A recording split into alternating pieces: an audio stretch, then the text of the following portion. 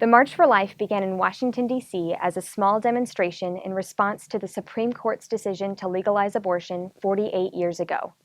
Now the largest pro-life event in the world, hundreds of thousands gather every year to witness to the truth surrounding the greatest human rights violation of our time, abortion. Today we have the pleasure of speaking with March for Life's president, Jeanne Mancini. Jeanne, thank you so much for taking the time to speak with us today. Well, thanks for having me, Bernadette. Can you tell us a little bit about the mission of the March for Life? Right. Well, your introduction did it beautifully. So the March was founded in 1973, of course, after the terrible Supreme Court decisions of Roe v. Wade and Doe v. Bolton. And it really officially began the following year on January 22nd, 1974, when pro-lifers wanted to mark that, terrible anniversary and show that abortion was an inhumane thing that couldn't be stood for, kind of draw a line in the sand, I guess you could say. And so thus began the first March for Life. We had thousands of people attend the first march.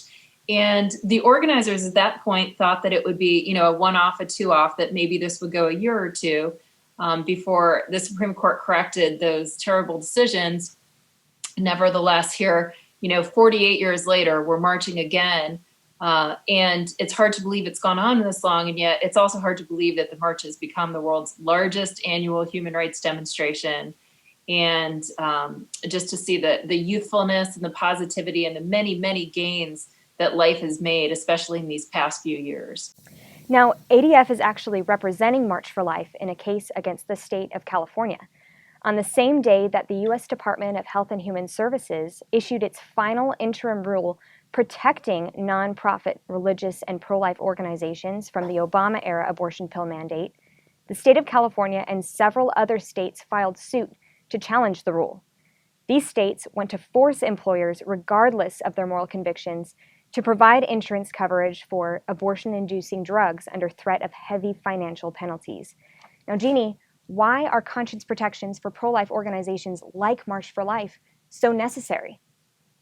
Well, they're absolutely critical. I mean, first and foremost, no one should be forced to go against our conscience or to pay for abortions. I mean, the March for Life very founding principles were to protect and defend life from the moment of fertilization or conception, and that's in our founding documents. It's in our Articles of Incorporation. So the idea that we'd be forced to carry drugs or devices that would actually go against the very inherent mission of our organization is just, it defies common sense, and it's un-American.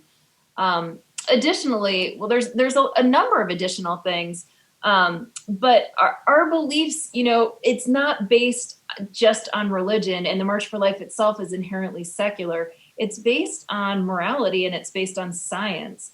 So where some people, past presidents included, might say that when life begins is above their pay grade, when we really look closely at what the scientists say, we know that life begins at the moment of fertilization or conception, that there are 4 things that are necessary to be present for that to happen.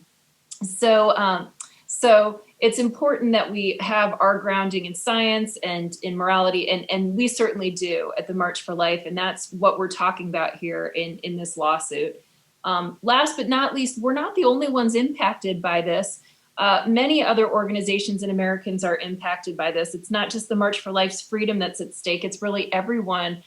When the government tries to come in and force pro-life groups to violate their consciences on something as important as drugs and devices that can cause abortion, we've lost our free America. So our freedoms, they're married, they travel together. And so it's critical that we continue this battle. Well, thank you, Jeanne. Thank you so much for all you're doing for the pro-life movement and with the March for Life. Well, thank you so much for having me, and we're so grateful for the work of ADF. For more information about March for Life's case, visit our website at adflegal.org.